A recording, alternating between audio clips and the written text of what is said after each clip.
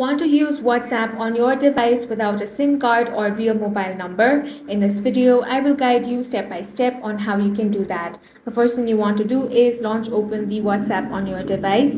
Now tap on agree and continue. Then you will be prompted to this screen. Here you will have to enter your phone number. Since you do not have your SIM, you want to enter your landline number. So for that, select your country code, then enter your landline number over here.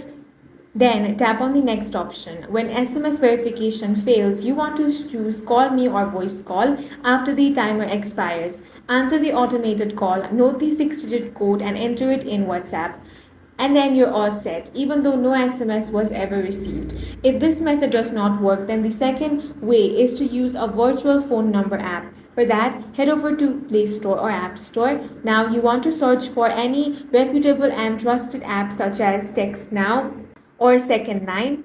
Register there, note your new virtual number, then open WhatsApp, enter that number over here. When WhatsApp sends the verification code, you simply want to enter it from here. And that's all for this video. If you found it useful, make sure to hit the like button and subscribe for more videos like this.